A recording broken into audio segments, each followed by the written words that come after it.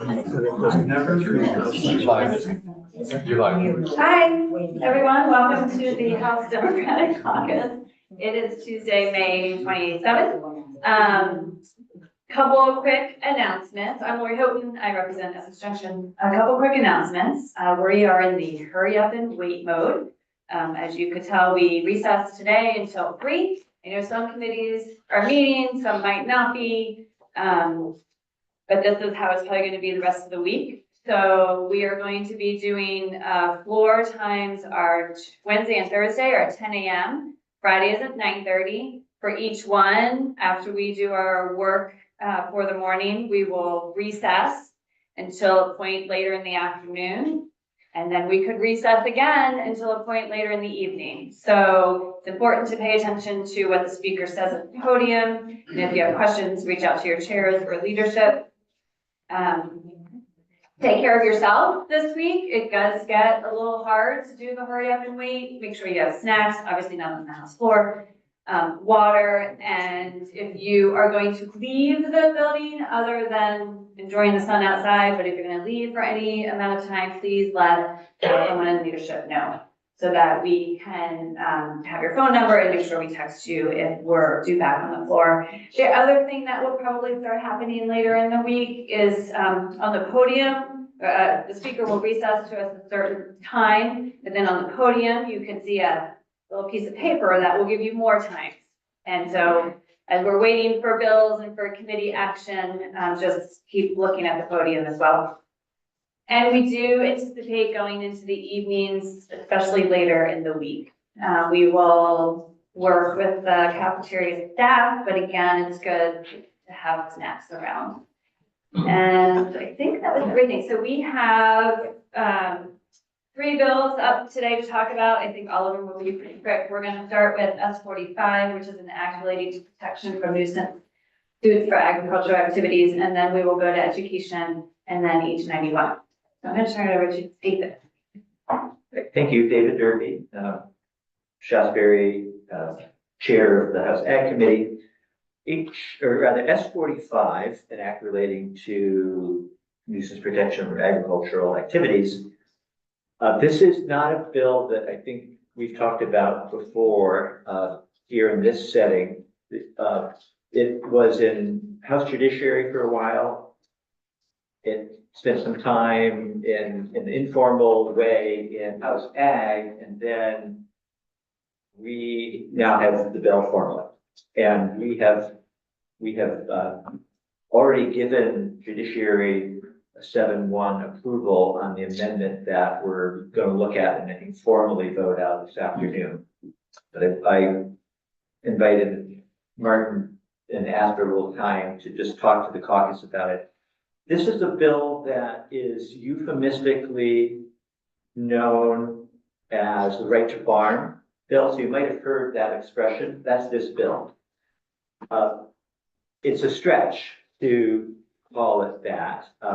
It's, as you heard me stumble over a minute ago, it has to do with protecting farmers or anyone engaged in ag activity from nuisance lawsuits from their neighbors. And it's already in statute. So what we're proposing to do here is to expand that protection somewhat, add a few more guardrails as well.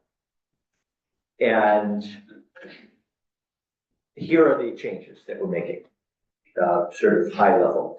Right now, protection is not available to a farmer who changes the kind of farming they do.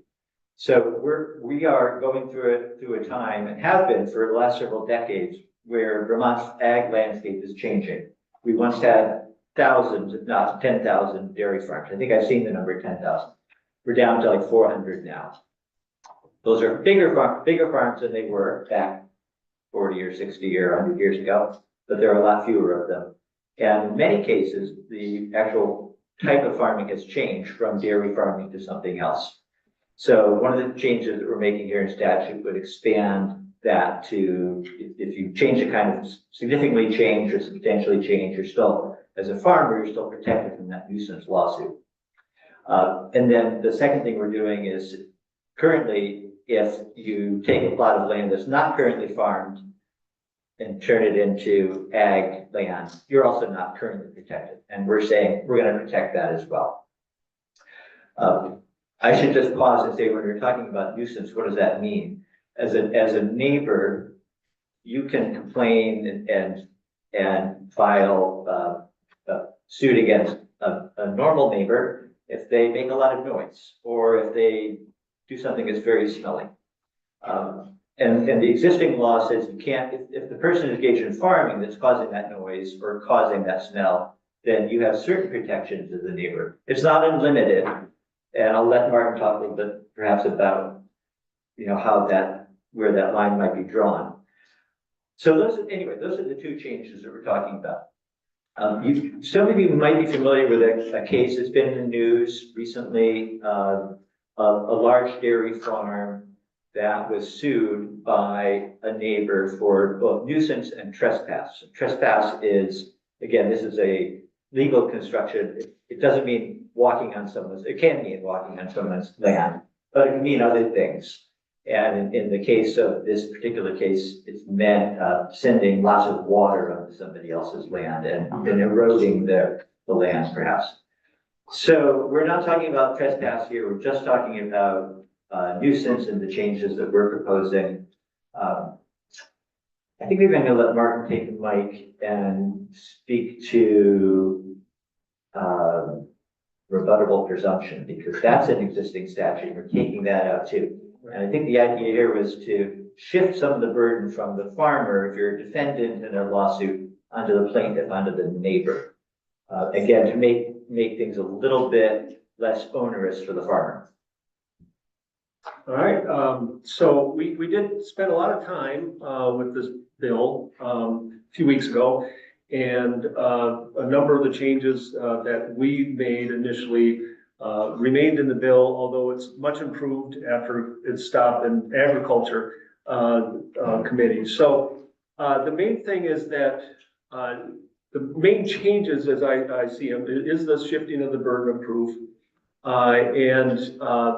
Currently, the current law is that the farmer has to show that they're following practices and such. This would put the burden on a plaintiff to show that they're not following the practices. It's actually not a huge change. It's an important change. They're still going to have to litigate this. There's still going to have to be discovery, and there will have to be court cases if they can't mediate the differences. But the important thing, I think, is the balance that we have here. And David didn't mention this, but I think it's a critical component of it, is that there's still have the ability for neighbors to challenge particularly, I'll call them obnoxious. That's not the terminology we use in here. We actually call it noxious and significant interference if the practice is causing that. It's essentially kind of like a higher burden than normal nuisance that, and it's really fact specific. So I can't really give you exactly what will be found to be a nuisance or not. So that's one of the, it's really has a balance. It does provide some protections for the farmers in the burden of proof, in the new practices. This does go in depth as far as what the required agricultural practices are. And that's out of my realm. That's why we sent it to Agriculture Committee. But I think that covers it, I hope. Yeah, just the other thing that the Judiciary Committee added, and we kept in our amendment, is a requirement that there be mediation before a suit actually proceeds, that there be an attempt anyway, at mediation. So. Great. Any questions?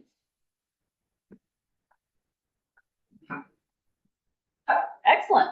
So you're gonna vote it out today? Yeah, we're, committee is planning to meet this afternoon and vote it out today so we can get it back. It does differ in a number of ways from what the Senate sent to us. So what will happen next isn't clear. But if you have questions, please feel free to talk to any of us on either committee.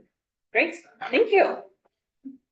Any information on that? All right, we'll have Peter Conlon and Emily Kornheiser come up and give us an update on each 454, our education transformation bill. Thanks, Lori. Peter Conlon from House Education. As many of you saw on Friday, the Senate passed an amendment to H 454, strike all. Long story short, both of our committees are going to spend the afternoon separately, not at a joint hearing, but sort of hearing a walkthrough of the details of what the Senate passed and the changes that they made for us to consider as to the steps going forward. Trey, much more to say to that.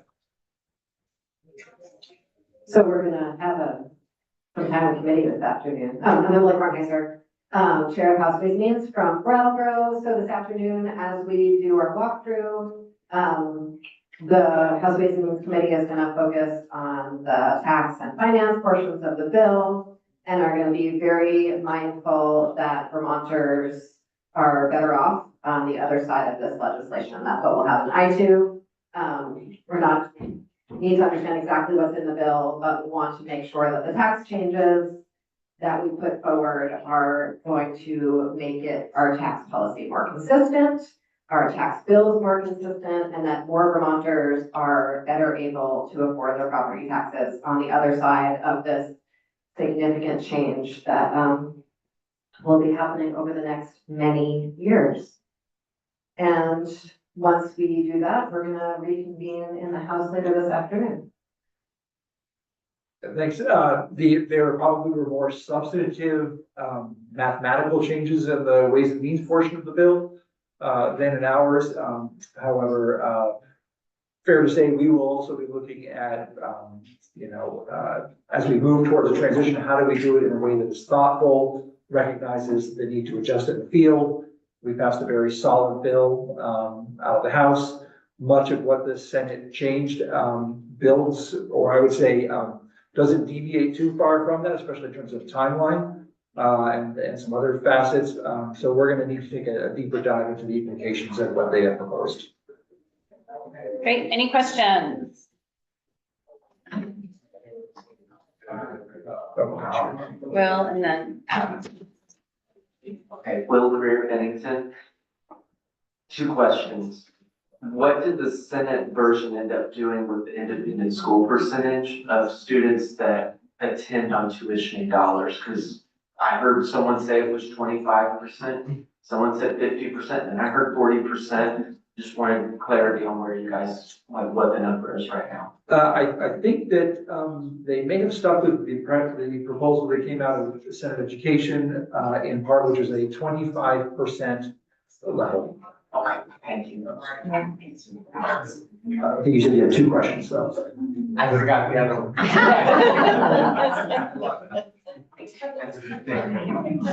Alice, before you go, Nigel just told me that the Senate proposal of amendment has been emailed out to everyone and is also now on the Senate webpage. So everyone has access to it. Thank you, Nigel. House overview webpage. Allison on Springfield. Simple question. Conference committee is going to be appointed this afternoon. Is that the plan? The House Committee on Ways and Means and the House Committee on Education are going to walk through the bills this afternoon at 1 o'clock and then offer a recommendation at 3 o'clock. And folks, we don't know details of the bill yet because we haven't done our walkthrough yet, but folks are welcome to tune in to our YouTube channels and watch that walkthrough if you're interested. And I imagine for next steps, we'll sort of have official communication folks out of each of our committees, so folks who can't watch every last minute of the committee of conference can stay abreast. What time are you join walkthroughs? 1 o'clock. We're both meeting at 1 o'clock. You could put headphones in and listen to one in one ear and one in the other ear. Wow, that's how rumors get started with this little show. Any other questions? Great, thank you all. We are done for this morning, so enjoy the sun or committee, and we'll see you at 3. We're not done. 91. Right, so the the chair was not able to make it, so I apologize. We are not doing 91 right now. I was gonna try and slide out of here. Thank you.